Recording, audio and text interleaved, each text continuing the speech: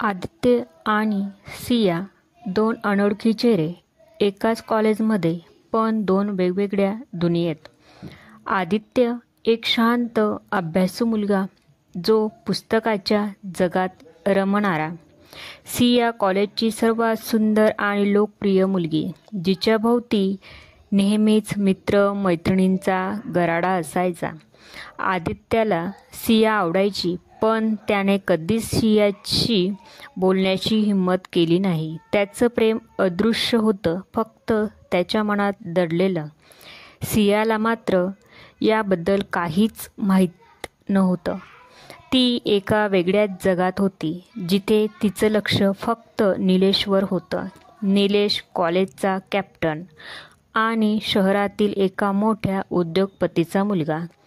निलेश आणि सियाची जोडी कॉलेजमध्येच खूप प्रसिद्ध होती. आदित्य लांबूनच त्यांना पाहत राहायचा. एक अनामिक दुःख त्याच्या मनात घर करून होतं. कॉलेज संपलं. आदित्याने आपलं प्रेम मनातच ठेवून आपलं नवीन आयुष्य सुरू केलं.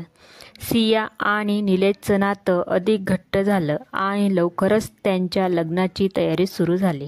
शहरात एका सकाळची एक धक्कादायक बातमी पसरली. निलेशचा खून झाला होता. तो त्याच्याच फार्म हाऊसवर मृत अवस्थेत आढळला. पोलिसांनी लगेच तपास सुरू केला. शहरात खळबळ उडाली होती. सिया पूर्णपणे कोलमडून गेली होती. तिच्या आयुष्यातला तो आधारस्तंभ अचानक नाहीसा झाला होता. ती पोलिसांना काहीच माहिती देऊ शकली नाही. ती पूर्णपणे शॉकमध्ये होती. याच दरम्यान आदित्यला ही बातमी कळली. त्याला धक्का बसला, पण त्याच वेळी त्याच्या मनात एक अनामिक भीतीही डोकावली.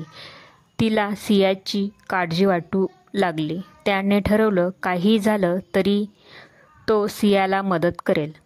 पोलीस निरीक्षक देशमुख यांनी तपास हाती घेतला. निलेशचे अनेक शत्रू होते, कारण तो स्वभावाने थोडा गर्विष्ठ होता आणि त्याने अनेक लोकांचे नुकसान केले होते. पण निलेशचा खून कोणी आणि का केला हे कोडं होतं.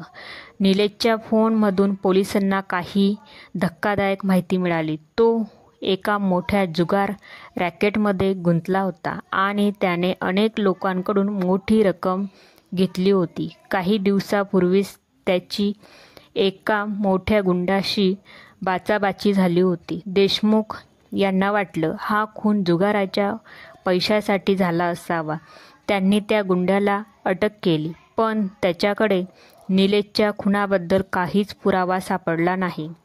सिया अजूनही धक्क्यात होती. तिला एक दिवस तिच्या घरात एक निनावी पत्र मिळालं. पत्रात फक्त एकच वाक्य लिहिलं होतं, तुझ्या निलेशचा खून कोणी केला हे मला माहीत आहे.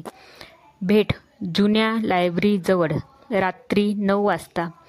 सियाला भीती वाटली, पण तिला सत्य जाणून घ्यायचं होतं. ती